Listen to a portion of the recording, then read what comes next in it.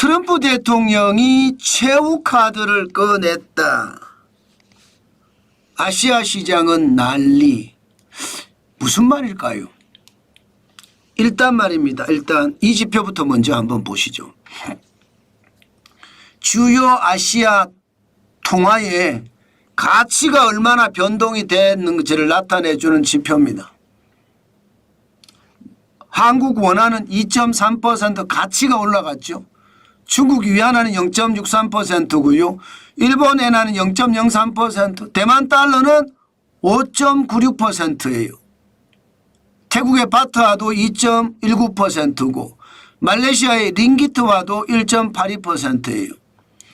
통화 가치가 변동했다 이 말은 달러 대비 통화 가치가 높아졌다는 뜻이잖아요. 환율로 말하면 환율이 떨어졌다는 뜻입니다. 미국의 달러는 가만히 있는데 한국의 원화, 대만의 달러, 태국의 바트와 말레이시아 링기트가 다 떨어졌다는 거예요. 환율이. 야, 이거 도대체 뭘 말할까요? 여러분들 느낌에 다 그런 느낌이 들지 않으세요? 약달러를 가져가면서 수출 국가에게 사실상 통화를 절상이죠. 환율을 떨어뜨려서 무역 적자를 해소하려고 하는 것 말입니다. 마치 1985년에 프라자 합의를 재현하려고 하는 것 말입니다. 이게 트럼프 대통령의 최후의 카드가 아닐까 저는 오늘 생각해 봅니다. 결국 말입니다. 미국의 거대한 무역 적자, 환율을 통해서 개선해 보겠다 이런 뜻인가요? 그러면 지금까지 말입니다. 지금까지 달러의 가치는요 계속 높았다가 지금은 약달러를 유지하고 있습니다.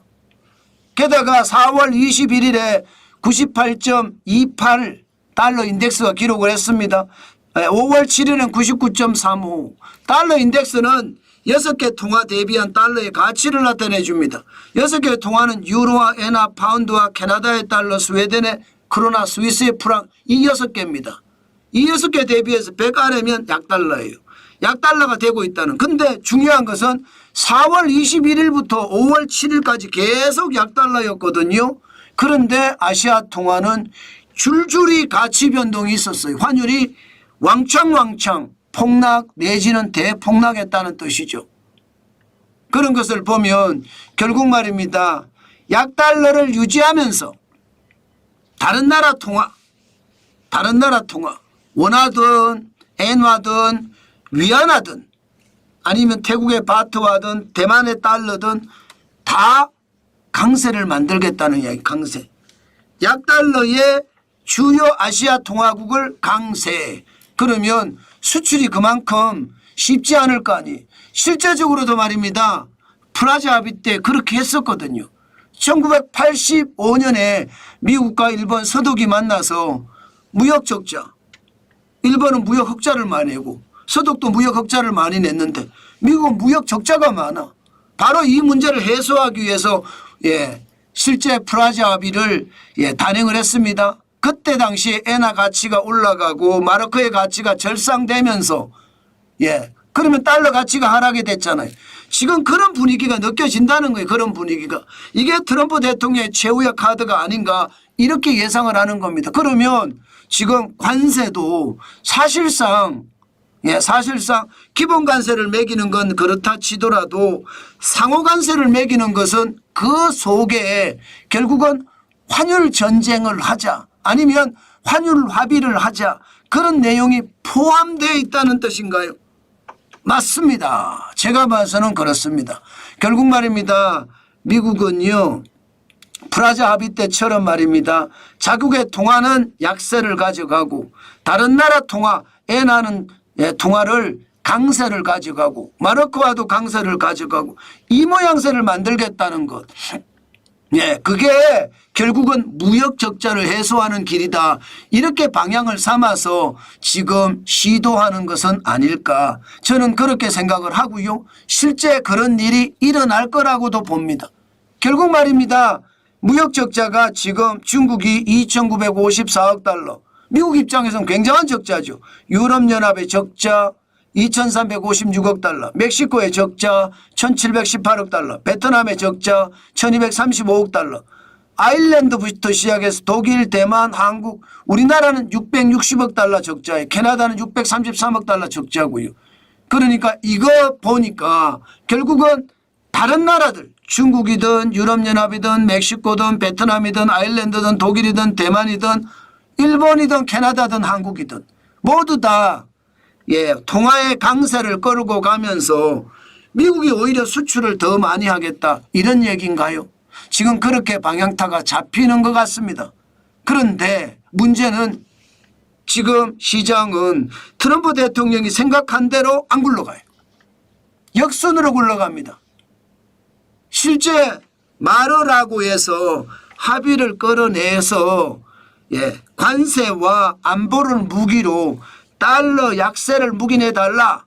그러면서 자국의 통화는 강세를 가져가라 하면서 다자간 협의를 이끌어내겠다는 구상, 마치 1985년에 프라자 합의를 이끌어냈던 것처럼 이끌어내려고 하는 그 생각, 이거 참 쉽지 않아 보입니다. 말을 하고 합의가 생각보다 쉽지 않아 보여요. 그 정도로 말입니다. 심각하다 이렇게 생각을 하고요. 왜 이게 쉽지 않아 보이나 하면요. 결국 말입니다. 지금 이익을 가장 많이 내는 데가 중국이잖아요. 2,954억 달러. 여기는 말입니다.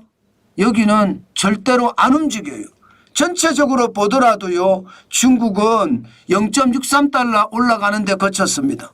0.63달러. 아시아 국가들에게는 대만에만 엄청나게 올라갔습니다. 그러면 결국 대만하고 미국하고 협상하면서 관세 협상을 하면서 통화에 대해서도 협상을 했다는 뜻인가요? 실질적으로는요. 시장의 이야기는 대만 정부는 아니라고 하지만 시장의 이야기는요. 대만하고 미국하고 이야기를 하면서 대만 달러는 쉽게 말하면 강을 유지해라 이렇게 이야기하고 여기에 대한 협의가 진행이 됐을 거다 이렇게 보는 겁니다. 그래서 대만을 처음으로 시작을 하면 이제 앞으로 말입니다. 대만뿐만 아니잖아요. 대만, 독일, 아일랜드, 베트남, 멕시코, 유럽연합, 중국까지. 특히 중국을 어떻게 해야 되는데 이 중국이 마음대로 되지 않습니다. 마음대로. 쉽게 말하면 프라자 합의처럼 말을 하고 합의는 그렇게 쉽게 성사가 될 것 같지는 않아요. 그러나 트럼프 대통령의 최후의 카드는 결국 말입니다. 상대국, 무역 상대국의 화폐 가치를 올려서 지금 미국의 경제를 되살리려고 하는 거. 그렇지만 이게 오히려 현재는 역풍이 불고 있다. 현재까지는. 미국의 무역 적자 추이를 보면 2024년에 9,184억 달러였잖아요. 2025년 1월에서 3월까지 벌써 4,161억 달러입니다. 원래 예상했던 거하고 다르게 나타나고 있죠. 실제 환율 협상을 통해서 각 나라가 미국 아니고 상대국의 화폐 가치가 올라감으로 해서 미국 제품의 경쟁력을 높여서 수출한다는 생각이었지만 이게 마음대로 되지는 않는 것 같습니다. 결국 말입니다. 미중 협상도 스위스에서 이제 곧 만날 겁니다. 여기에서도 이런 얘기가 나올 거예요. 그렇지만 프라자 합의 이후에 지금 일본이 잃어버린 10년, 잃어버린 20년, 잃어버린 30년이 왔죠. 유럽도 마찬가지로 프라자 합의 이후에 유럽 경제 전체가 쪼그라들어서 미국 경제의 절반밖에 안 돼. 절반보다 조금 많습니다. 그렇게 쪼그라들었습니다. 그것을 안 이상 중국이 여기에 응하지는 않을 거다. 이렇게는 보고 있습니다. 일단 앞으로 트럼프 대통령이 어떻게 하는지를 더 지켜봐야 될 것 같습니다. 중요한 것은 어떻게 하든 무역 적자를 해결하려고 노력하는 것 반드시 있을 것 같고요. 문제는 이 와중에 달러의 지위는 어떻게 될 것인가. 이 와중에 미국 채권의 지위는 어떻게 될 것인가. 이게 더 문제입니다. 지금까지 안전자산 하면 미국의 달러, 미국의 채권이었습니다. 그런데 트럼프 대통령이 환율 전쟁을 펼쳐서 약달러로 계속 가져간다면 결국 채권도 충격을 받을 수밖에 없습니다. 그렇게 되면 달러도 안전자산에서 자꾸 멀어지고 미국 채권도 안전자산에서 점점 멀어져서 달러 패권도 지고 미국도 지는 것은 아닌가, 그런 이야기를 하고 있습니다. 앞으로 시장이 어떻게 될지 봐야 되겠지만 분명한 것은요, 시장에서는 제가 말씀드렸던 것처럼 그런 모양새를 나타냅니다.